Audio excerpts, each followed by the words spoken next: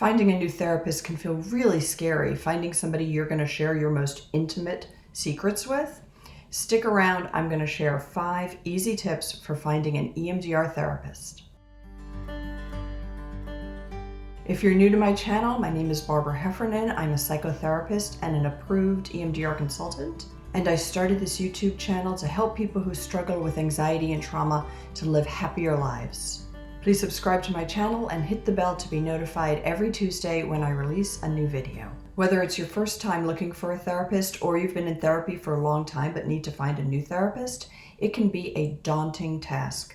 How do you know if somebody is well trained, ethical, a good fit? I will share 5 easy tips for finding an EMDR therapist. Step number 1, understand the different levels of training of EMDR therapists. EMDR-IA is the official training organization for EMDR therapists, and they check that a person is licensed, has an adequate master's degree, and has adequate experience prior to becoming EMDR trained. So initially, a therapist will go through a Part 1 weekend and a Part 2 weekend, and in between get supervision from an approved consultant on work they are doing with a client. And after that process is completed, they are considered EMDR trained. And then if somebody goes on to become EMDR certified, they have to take quite a few continuing education credits, a number of different courses, and practice a certain number of times with a certain number of clients and get supervision for all of that before they become EMDR certified. And then to become an EMDR approved consultant takes a couple more years and more supervision and more training. So that gives you the level of training hierarchy within the EMDR world. So Part 1 weekend, Part 2 weekend, then the person's EMDR trained. Then after that, they can become EMDR certified. And then after that, EMDR approved consultant. And then after that, they can become an EMDR trainer. Now, if you're working with a therapist who you really like and trust and you have a good working relationship and they go through Part 1 training, I would absolutely feel comfortable doing some EMDR with them while they're getting supervision and learning more about the process. Because the most important thing in therapy is the relationship you have with the therapist. Step 2, come up with a list of 3 to 5 EMDR therapists that you can begin to check out. Now, the best way to come up with a list of therapists to consider is to get personal recommendations. A friend or somebody you know that has been to that therapist. That is probably the best recommendation. However, don't go to your spouse's therapist. Don't go to your mother's therapist. You need your own therapist. But a recommendation from a friend or somebody who's not a family member would be the best way to get started. However, a lot of people don't talk about going to therapy because it's a bit of a taboo in certain areas of our country. And so that might be a hard way to gather information. You can also ask other professionals, you can ask medical personnel, and then there are some extremely good online search engines. A lot of people do search online for a therapist, and honestly, about half of my clients find me online.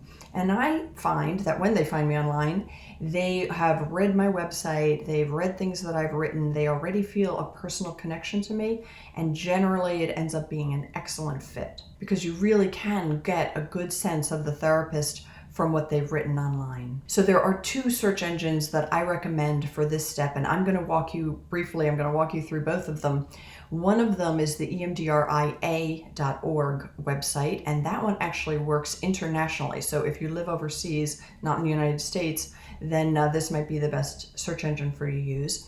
And another one that's very good is psychologytoday.com, and I will walk you through that one as well. So this is the EMDRIA.org site, and you go here to the Find a Therapist button, and you get 2 choices. One is a radius search, which only works in the United States, and the other is a general search that can work for many countries. And let's just see what we get with a couple of the international countries for those people who are watching overseas. And let's throw in Germany, and let's just see how many people are in Germany in the EMDRIA system. And there are 3. There are 3 people, and you can click on them to get a sense of what they look like, as well as what their specialty areas are. So this person has all of these different specialty areas. And then let's just come back here and very quickly, let's just put in Mexico and see if there's anybody in Mexico who is listed with EMDR. And we have one person in Mexico City. And if we click on his profile, he specializes in dissociative disorders, PTSD, and traumatic incidents. So very helpful for people who have had trauma. And again, I don't know any of these people. I'm just looking at the search engines. So internationally, the options are more limited. Let's look at the United States. And you can put in the radius from where you live. And let's put in Baltimore. And I don't know anybody in the Baltimore market, so I'm just putting this in here. You can also choose a specialty area. And I'm going to put in here phobias. And then you can put in a language. If you need something other than English, you can see if there's anybody who speaks your language. You can put in if you require insurance. And then you can put in whether you want somebody who's certified or not. And you could check first for somebody certified, and then if you don't get many options, choose no in that one. And so we got 6 people who work in the Baltimore, Maryland area. And again, you can check on their profile to find out a little bit more about the specialty areas. And then if they have a website, it will be listed there as well. Let's hop over to the psychologytoday.com website. And here's the Find a Therapist button. And again, you can put in what city you want to look at. And let's just try Baltimore, Maryland again. And then Psychology Today actually has some very useful screening tools. If you need somebody who takes your insurance, you can put it in here. If you want to pick the issue that you are working with, you can put it here. And I am going to put in here sexual abuse. So somebody who specializes in working with people who've been sexually abused. You can also put in a requirement that the person is open to bisexual, gay, and lesbian clientele. You can choose a therapist who is either male, female, or non-binary. And then other things, language, faith, types of therapy. Let's come down here and put in EMDR. And then we get a whole list of people who are in the Baltimore, Maryland area who both work with people who've been sexually abused and do EMDR. And so you can also click on their profiles. And again, I don't know these people. If they have a website, it would be listed here. This person does not, but they have a statement about how they work and other information and what their cost per session is and any other credentials.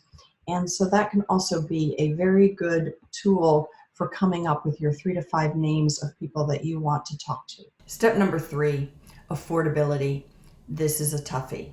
For my listeners who live outside the United States, I apologize because most of my knowledge on this topic is about the United States and how that works for mental health care. But I hope that some of the points I cover will be helpful for you in any case. So when you look at that list of 3 to 5 therapists that you came up with, you want to find out what their costs are, whether they take insurance at all, whether they take your insurance, and you want to make sure that you're going to be able to complete the full course of treatment with them.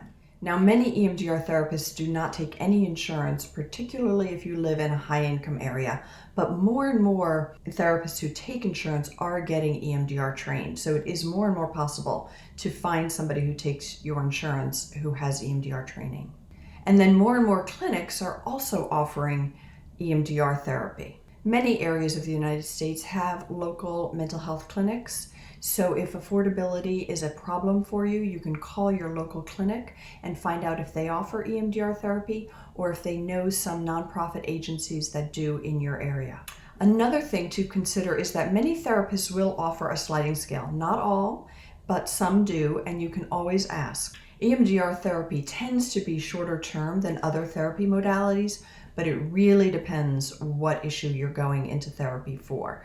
Because if you have had a lot of childhood trauma or a lot of repeated traumas or a very pervasive problem for a long period of time, it's likely not going to be a super short course of treatment, and you do want to make sure that you can afford to complete the treatment that you begin.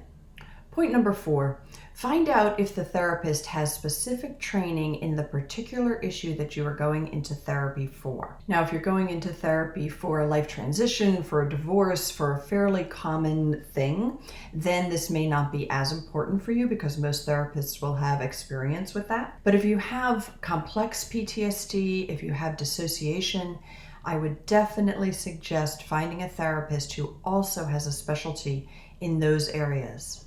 And then for things like anxiety disorders, panic attacks, it's also very helpful if the therapist has both a specialty in panic attack and anxiety disorders and an EMDR. And now whether you'll have the luxury to pick and choose and find somebody who fits your needs exactly will depend often on where you live and how many therapists are in your area. So you may not be able to choose, but these are good things to ask about. And that leads us to step number 5, which is the most important step. But before I go there, I'd like to ask, do you have a tip for somebody who is finding a new therapist? If you do, could you put it in the comments below? I'd be interested to know what you think. So step number 5 is to find someone you are comfortable with. This is the most important step. And not everybody knows that you can call a therapist and you can ask quite a few questions on the phone before you schedule an initial appointment with them. If you have the options in your area, you might want to schedule and meet with a couple of therapists before you decide which one you want to work with. And there are a couple of points I'd like to make with regard to feeling comfortable.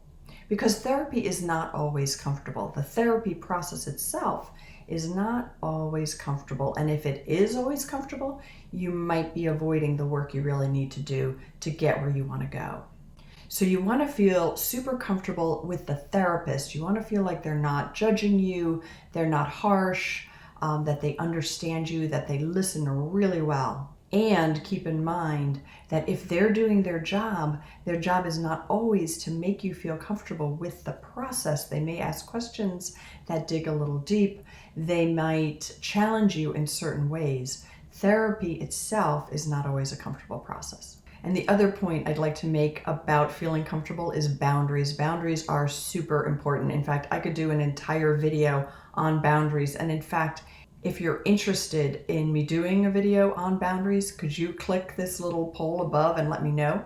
And then I will put it in my list of videos to do, because boundaries in the therapeutic relationship are super important and not always well understood. But some boundaries to keep in mind in those initial sessions with a therapist are that you should never be touched in a way that's in any way uncomfortable for you, that you should be able to push back if you don't like the direction that the therapy is going, and the therapist ideally is responsive to your pushing back. If they're not responsive and they're defensive, it's probably not going to be a good fit.